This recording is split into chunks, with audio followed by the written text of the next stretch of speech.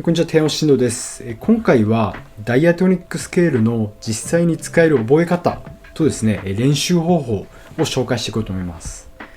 で、ダイアトニックスケールってあれですね、チャーチモード、イオニアンとかドリアンとかあるじゃないですか。で、それ、覚えやすい覚え方って聞くと、よく連想するのが、このメジャースケールを弾いて、そこからこのレから弾けばドリアンだよとか、言うじゃないですか。でも今回それじゃないです。それじゃなくて、本当にもっと全然覚えやすい覚え方ですね。それって結構、僕もこのレから弾けばドリアンだったのは理屈合ってるんですけど、これに散々僕も苦しめられてたんです、初心者の頃。だからですね、それを皆さんにですね、僕と同じ苦しみを味わわせないようにですね、すごく覚えやすい覚え方を紹介しようと思います。では、行ってみましょう。はい。それでですね、最初に言ってた、メジャースケールが、イオニアンスケールじゃないですか。これでレから始めればドリアンっていうのは合ってるんですけど、これはですね、一度忘れてもらって、一回全部ですね、今回 C でやりますけど、C をルートで考えます。C が1度って考えますね。C、ここの C。そうするとこうなります。で、次にですね、この7つのスケールをメジャー系とマイナー系に分けてみます。そうするとこうなりますね。そうするとメジャー系が、イオニアン、ドリディアンとミクソリディアン。残りドリアン、フリジアン、エオリアン、ロクリアンがマイナーですね。でですね、次にメジャー系は最初のイオニアンスケール、それとの違いで覚えるんですよ。だからそうすると、イオニアンスケール、これ普通のメジャースケールですよね。で、リディアンスケールはっていうと、この4度がシャープになってるんですよ。だからこのメジャースケールからこの4度がシャープになってるんだなって覚えれば、リディアンスケールで覚えられますね。リディアンスケールは4度がシャープ。で、次行くと、ミクソリディアン。ミクソリディアンは7度がフラットになってます。ここが。はい。これでもうすでに3つのスケール覚えましたね。メジャー系。で、次はマイナー系いきます。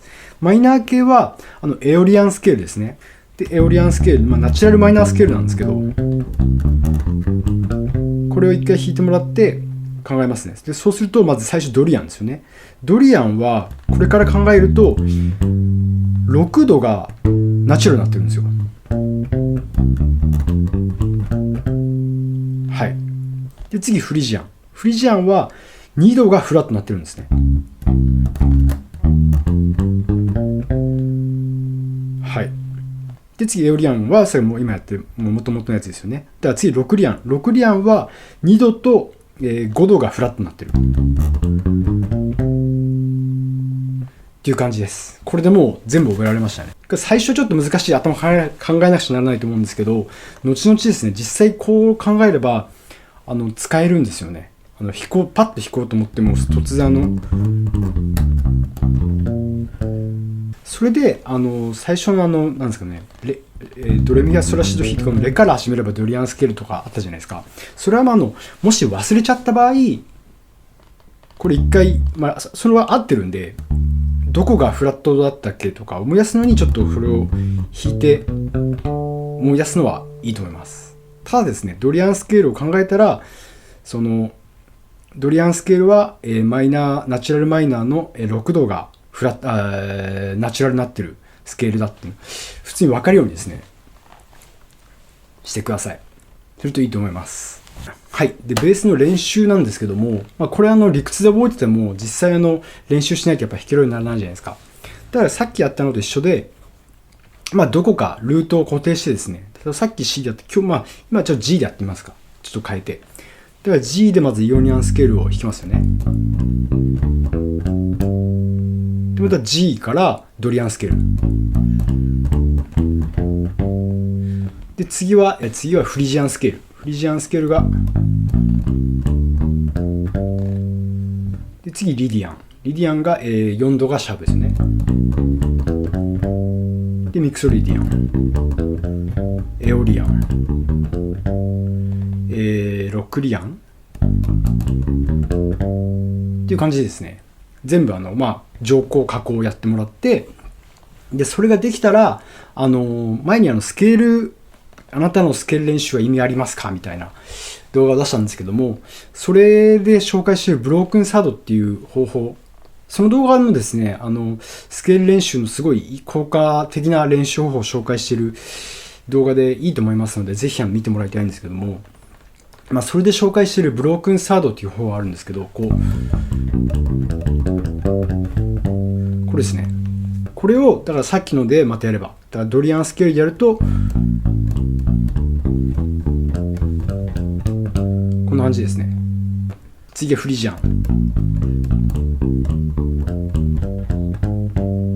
っていう感じですね。全部行って戻ってっていうのを最初ちょっと難しいと思うんですけど、やればですね、すぐに脳も理解して弾けるようになると思います。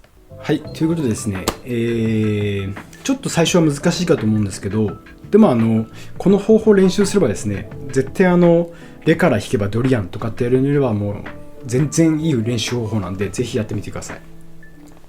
で、実際これドリアンスケール弾けるのってもう、ソロが弾けない、ソロとかベースライン弾くのどうするんだろうっていうのがあると思うんですけど、それはですね、またちょっと別の動画で作ってやろうと思います。では、いいね、チャンネル登録もよろしくお願いします。ではまた。